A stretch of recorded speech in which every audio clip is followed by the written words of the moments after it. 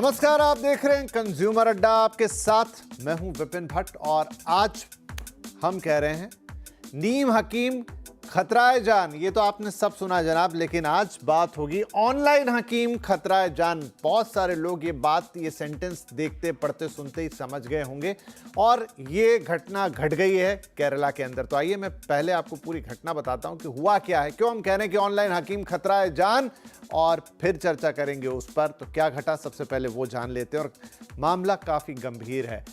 Dieting हो रही थी साहब, ऑनलाइन चीजें देखकर केरल में एक 18 साल की लड़की की मौत हो गई है। किसी की जान जाना एक बहुत बड़ी घटना है। हुआ क्या है, ऑनलाइन सलाह पर की थी डाइटिंग।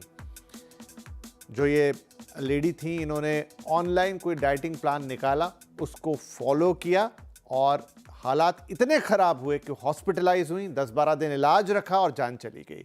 सिर्फ पानी पीकर काम चला रही थी। आई डोंट अंडरस्टैंड, ये कौन सी डाइट है जिसमें वो सिर्फ पानी पी रही थी? वो कौन सी सलाह उन्होंने ऑनलाइन ले ली, क्यों वो उसको मान रही थी? खैर, वो आगे डिस्कस करेंगे। घर वालों से भूखे रहने की बात भी उन्होंने छिपाई। जो स्टोरी हमने पढ़ी है उसमें आगे जाके डिस्कस करेंगे कि ये जो लड़की थी ये खाना छुपा देती थी। जो खाना उनको खाने को दिया जाता था वो उसको छुपा देती थी और खाती नहीं थी, सिर्फ पानी पीती थी। और फिर इतना बड़ा हादसा। एनोरेक्सिया नर्वोसा, ये एक बात है जिस पे हमें करना होगा। एनोरेक्सिया नर्वोसा की वो हो गई शिकार। क्या होता है ये एनोरेक्सिया नर्वोसा? क्या एक पर्टिकुलर कोई डिसऑर्डर है जिसकी वजह से सब कुछ घट गया? और उनका 18 साल की उम्र में सिर्फ 24 किलो वजन रह गया था जब उन्हें आखिरी में हॉस्पिटलाइज किया गया। तो सबसे पहले तो बहुत दुख की बात, ईश्वर उनकी आत्मा को शांति दे। लेकिन ये बहुत सीरियस और गंभीर मामला है। ऑनलाइन देखिए, इतनी चीज़ें इन दिनों अवेलेबल हैं, इतने डाइटिंग प्लान, इतने डाइटिंग टाइप, ऐसा वैसा, लेकिन ब्लाइंडली फॉलो नहीं करना। ये बात हम यहाँ 1000 बार कह चुके हैं। अब ये घटना घटी है, क्या कोई पर्टिकुलर घटना है, क्या कोई स्पेशल केस है? लेकिन मामला मोटे तौर पे तो अभी यही है। सब जगह इंटरनेट पे आपको मिलेगा, तमाम आर्टिकल्स आ चुके हैं, बहुत सारी इस पर बातचीत हो रही है और इसीलिए हमने ये चुना है कि हम इस पर एक बार फिर से बातचीत करेंगे। चलिए अपने पैनल से आपको इंट्रोड्यूस करा देते हैं। हमारे साथ कार्यक्रम में शामिल हो रहे हैं सर गंगाराम हॉस्पिटल में चेस्ट मेडिसिन के vice chairperson doctor Bobby Bhalotra, sir H N. Reliance foundation hospital में सेक्रेटरी के कंसल्टेंट डॉक्टर आशुतोष शाह और न्यूट्रिशनिस्ट और डाइटिशियन डॉक्टर रिद्धिमा खमसेर। आप सभी का बहुत बहुत स्वागत है। तो आशुतोष, पहला सवाल आपसे, और इसलिए कि जिस वो बीमारी की बात हम कर रहे हैं, नर्वोसा, और वो कॉम्प्लिकेटेड सा जो टर्म है, वो क्या होता है, उसका क्या कनेक्शन है इस डेथ के साथ? ओके, तो ये जो एनोरेक्सिया नर्वोसा है, ये एक प्रकार की ईटिंग डिसऑर्डर बोलते हैं और इसमें 3 मुख्य चीज होती है। एक, जो मरीज है वो अक्सर कम कैलोरी कंज्यूम करते हैं, 500 से भी कम कैलोरी दिन में, और जैसे कि ये हादसे में हुआ है, सिर्फ पानी पे ही जिंदा थी। दूसरा, मरीज को एकदम ही डर लगा रहता है कि कहीं वजन ना बढ़ जाए। हालांकि वो बहुत ही अंडरवेट होते हैं, फिर भी उन्हें बहुत डर लगता है कि कहीं वजन ना बढ़ जाए, और कभी-कभी बहुत अधिक मात्रा में चिंता भी करते हैं। और तीसरी चीज, इनको अपने शरीर के शेप और वजन को लेके काफी मिसपरसेप्शन रहता है। दूसरे लोग बोलेंगे आप इतने पतले हैं, फिर भी इन्हें लगेगा कि हम मोटे हैं, और ये एक तरह की मानसिक यानी कि ब्रेन की बीमारी है। और ये डायग्नोसिस पूरा क्लिनिकल रहता है। और जब ये बीमारी चालू होती है, जो कि अक्सर से एडोलेसेंट पीरियड यानी कि 13 से 18 साल, और 8 से 10 गुना ज्यादा ये लड़कियां में पाई जाती है। तो ये बहुत सारे सिस्टमिक कॉम्प्लिकेशंस, मेटाबॉलिक कॉम्प्लिकेशंस और शरीर के हर एक अंग के अंदर इसका प्रभाव गिरता है। यस डॉक्टर आशुतोष, लड़कियों को अपनी काया की, अपने फिगर की चिंता रहना एक आम बात है। ये कभी मतलब, और सिर्फ लड़कियां ही क्यों, काफी लोग इस बात पे ध्यान रखते हैं कि वो कैसे दिख रहे हैं, क्या वो स्लिम हैं, वो फिट हैं। लेकिन एनोरेक्सिया नर्वोसा कितना कॉमन है ये? तो देखिए, एनोरेक्सिया नर्वोसा पूरी दुनिया में 0.3% से लेकर 1% तक इंसानों को होता है। अब ये जब मैंने बोला कि लड़कियों में ज्यादा है, ये 0.3 से 1% ऑफ द पॉपुलेशन ये लड़कियों के लिए है। मर्दों में ये तकरीबन 0.1 से 0.3। हाँ, मतलब ज्यादा लोग इसके शिकार नहीं होते। लेकिन क्या सिर्फ यही एनोरेक्सिया नर्वोसा ही एकमात्र इसका कारण है, या सिर्फ एक इनिशियल डायग्नोसिस है? रिद्धिमा, सिर्फ पानी पीकर वो जिंदा थी। ये कौन सी डाइट है? कौन इसे बता रहा है इस तरह की डाइट को जहां आपको सिर्फ पानी पीना है गर्म? विपिन, आप सरप्राइज्ड होंगे, मैं और आप इस बारे में कितना डिस्कस कर चुके हैं पहले भी कि बैलेंस्ड मील लेनी चाहिए, बैलेंस मील लेनी चाहिए, इंटरनेट बेस्ड डाइट्स नहीं लेनी चाहिए। मैंने काफी देखा है, आप देखेंगे गूगल पे या यूट्यूब पे आपको डिटॉक्स प्लान्स मिलेंगे। 2 दिन में आप 7 किलो वजन कम करिए, हफ्ते भर में 15 किलो कम करिए। इस तरह की डाइट्स बिल्कुल भी करेक्ट नहीं है। ये एक्चुअली क्या होता है, कहीं ना कहीं अपना फॉलोअर्स को बढ़ाने के लिए, अट्रैक्शन बढ़ाने के लिए, एडवर्टाइजमेंट्स लेने के लिए ये सब डाइटिशियंस करती हैं, और ये एक्चुअली समझ ही नहीं रही है कि ये कितने लोगों के साथ खेल रही है। ये एक हादसा हमारे सामने विपिन आया है जो थोड़ा लाइमलाइट में है। आपको पता है हमारे कितने सेलिब्रिटीज इससे ग्रस्त है, जिनके बारे में वो अब खुल के बात करने लग गए, जैसे दीपिका पादुकोण है, ऋचा चड्ढा है, इनफैक्ट एंजेलिना जोली जिसको हम मतलब गॉडेस मानते हैं। ये सब कहीं ना कहीं एफईडी से सफर करते हैं। FED means feeding and eating disorders.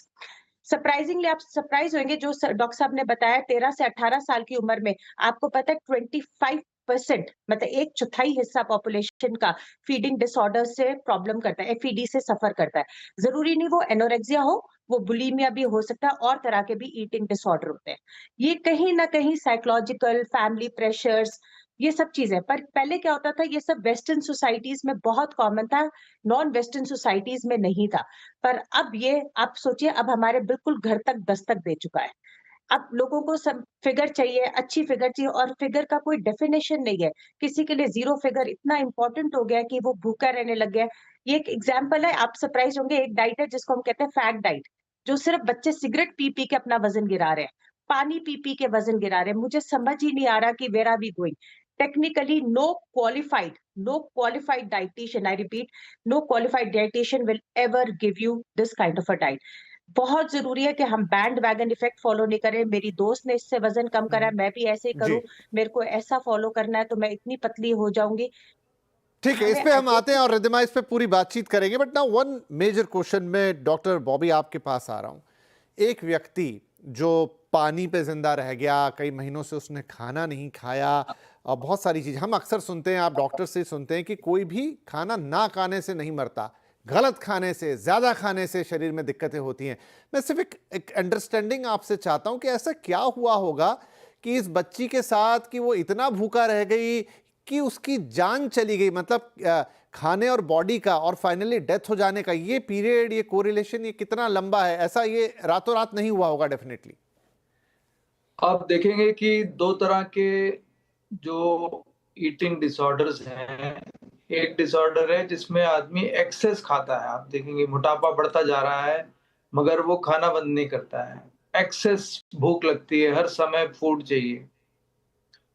और एक जो है टोटल विपरीत है, जो ज्यादातर लड़कियों में देखते हैं यंग एज में, कि वो अपनी फिगर को लेके इतना ज्यादा कॉन्शियस रहती हैं कि वो खाना, उनको लगने लगता है कि भाई ये तो जहर है हमारे लिए, खाना बिल्कुल जो है वो नहीं खाना है। मन में वो पक्का कर लेती हैं इस चीज को, और जब मन में एक पक्का दृढ़ संकल्प हो जाता है तो वो खाने को एक तरह से हेट करने लगती हैं।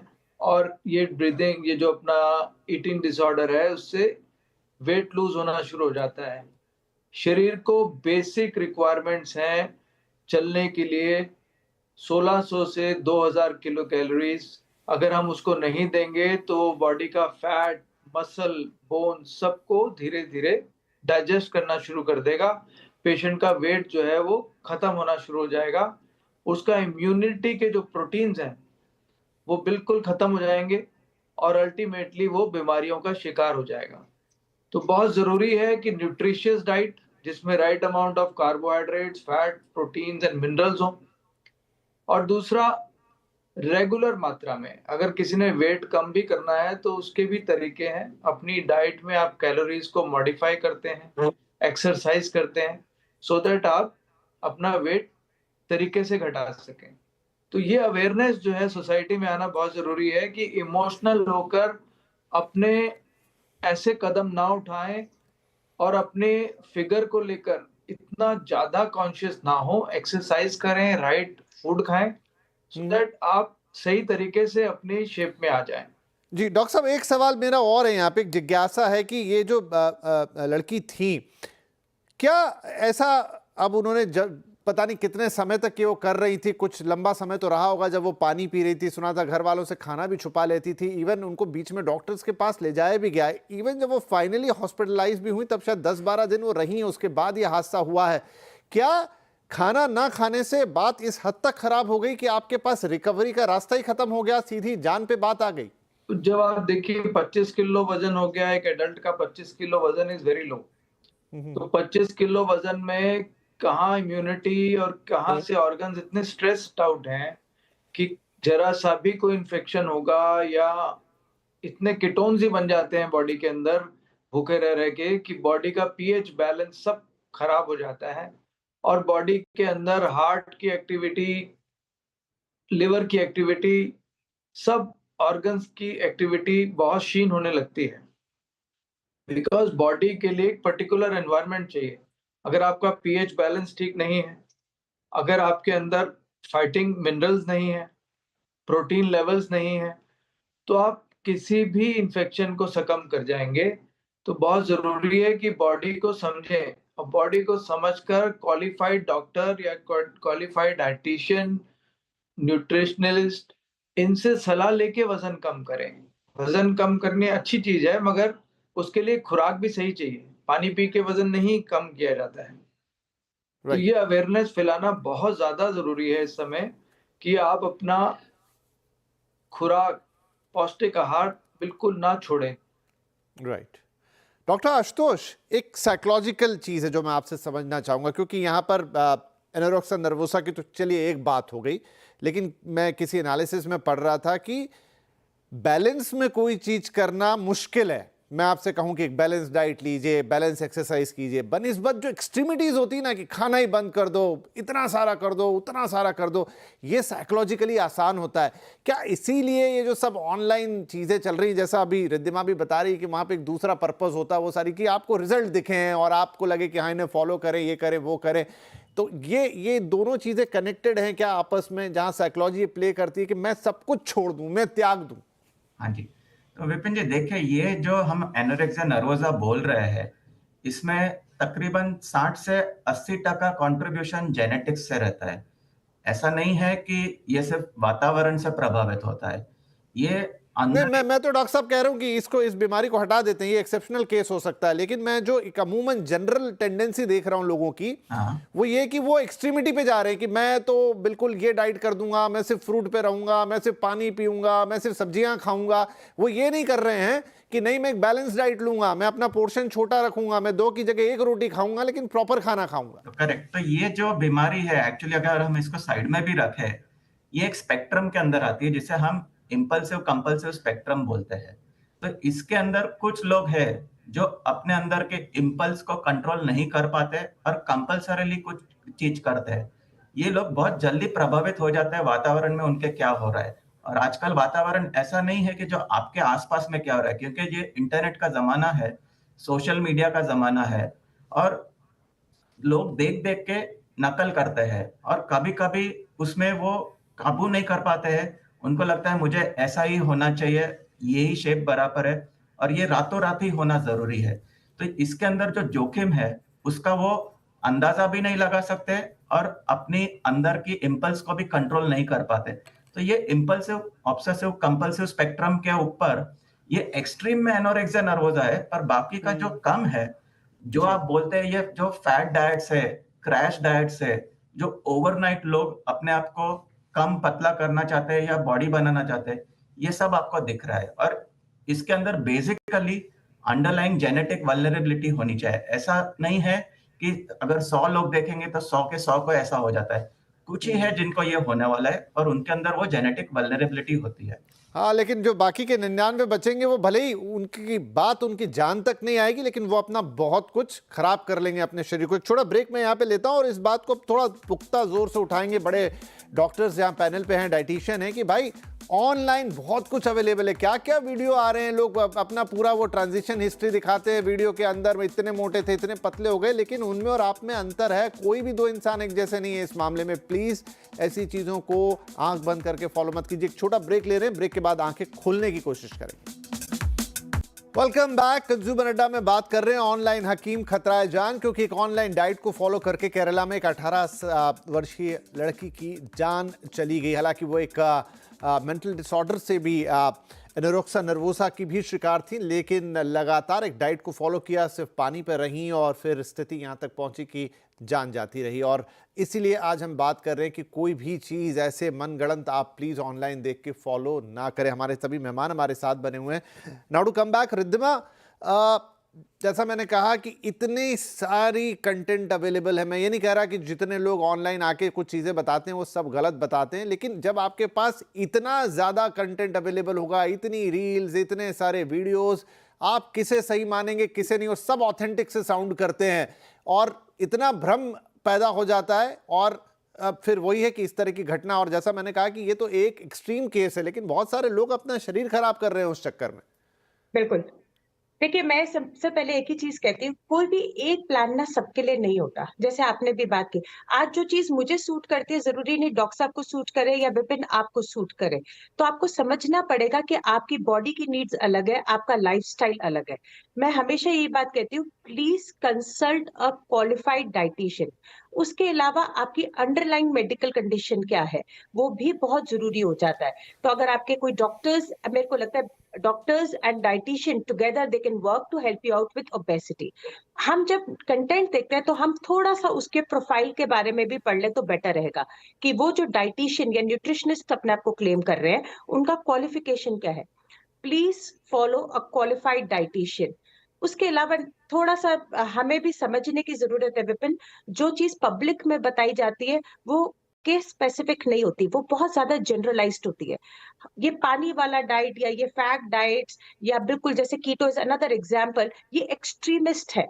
हमारे क्या हो गया, हमारी जेंजी बहुत ज्यादा इम्पेशेंट हो गई है, और वेट लॉस इम्पेशेंस की जर्नी नहीं है। It is a slow and steady process. In fact doctors recommend करते हैं in a span of 3 months you should not lose more than 8 to 10 kgs।